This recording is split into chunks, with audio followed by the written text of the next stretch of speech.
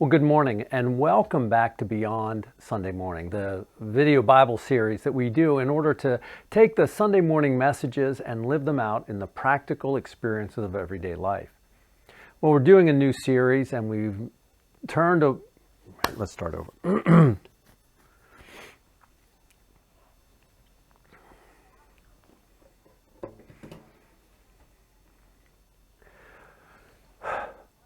Well, good morning and welcome back to Beyond Sunday Morning, a video Bible series that we have been doing in order to inspire, inform, and impact your life in ways that you never imagined possible, in order to live out our faith in the day-to-day grind of everyday living, the people, the experiences, the conversations. Have them infused with spiritual energy and vitality that God is speaking to you through other people and other events. When that happens, then every day becomes an adventure. It becomes an experience, something that you look forward to, not a burden that you need to bear. As we go through this series, we've been looking at spiritual formation. For the last couple of weeks, we've been talking about prayer, and particularly going through the Lord's Prayer. But now we want to turn the corner, and spiritual formation leads into stewardship, into living out our lives by giving back what God has given to us. So the challenge then is to see those opportunities that God has given to us. Oftentimes we see where we're lacking. We don't really see the abundance that God has really put in front of us. And so that's where we're turning to now during these seasons of harvest and of Thanksgiving. Well, as we make this transition, we begin to look at all of the blessings that we really have around us. And so often it becomes difficult to do. We started by talking about trees, really. Talked about the colors that explode during the autumn. And oftentimes we kind of broke it down and saying, are you somebody that sees leaves that need to be raked, the work that has to be done, the burden that they present to you? Or do you see the glory and the beauty and the majesty of the mountains that are coming into full color as they take off their greens and put on the beautiful colors of reds and oranges and yellows? As a matter of fact, we know that even in our own area, there are often these bus tours from other parts of the country that don't experience all of this. They want to tour where you live to experience what oftentimes we take for granted. And isn't that the way it is sometimes in our spiritual lives? That we have this beauty, this grandeur, this majesty all around us, and yet all we can see are the problems. And as a matter of fact, other people would gladly change places with us to experience what we take for granted. Well, in our own spiritual lives, we want to awaken to the blessings that we have received. We don't want to go through with blinders on, just taking for granted every good and blessed gift that God has given to us. And so we begin by asking the second question: are you a dreamer or are you a doer? Are you the kind of person that dreams big dreams? You have great ambitions. You see the world as it could be.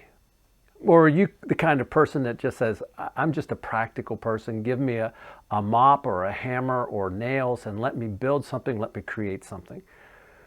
As Christians, we're a little of both. We see the world as it could be, what God has in store for us, the blessings that we have as Easter people, but we're also asked to roll up our sleeves and get it done, participate. Sometimes we're the gopher and sometimes we're the leader.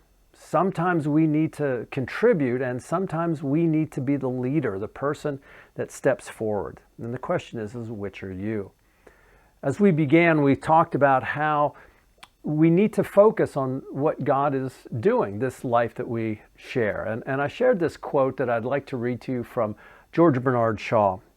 He says, "This is the true joy of life, being used up for a purpose recognized by yourself as a mighty one. Being a force of nature instead of a feverish, selfish little clod of ailments and grievances, complaining that the world will not devote itself to making you happy.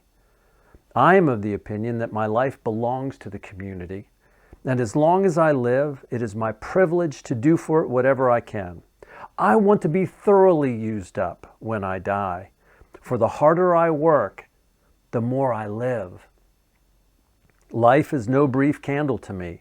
It is a sort of splendid torch which I have got a hold of for a moment, and I want to make it burn as brightly as possible before handing it off to the next generation."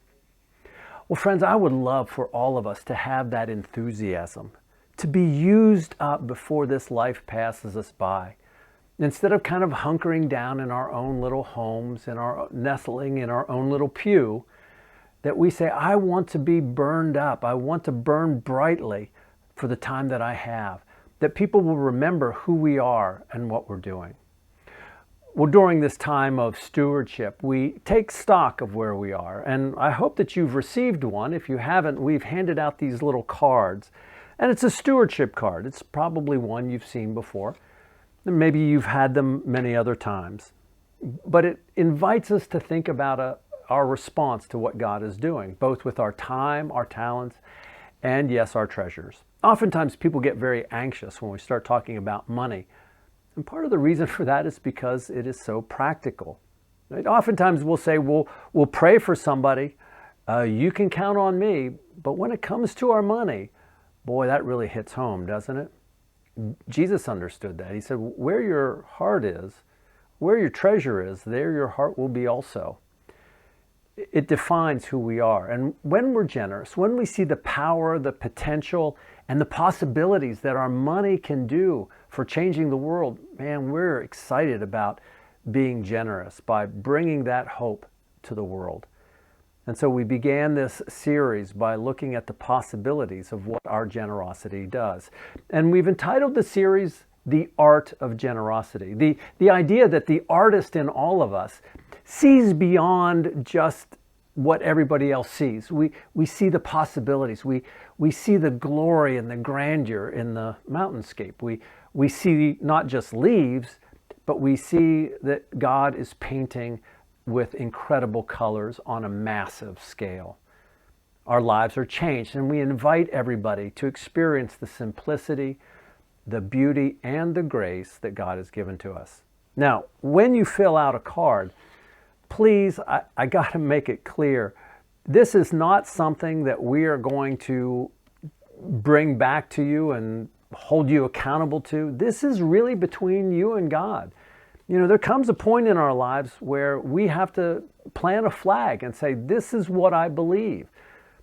Put our name on it, sign it, and say, God, you can count on me, or not. Just let it pass by. But doing nothing is also a decision. It's also saying, maybe not now. Well, friends, I hope that you'll continue in this series with us. You'll look at generosity, the impact that it has on our lives, the ability to see beyond just the ordinary. So here's the challenge for you this week.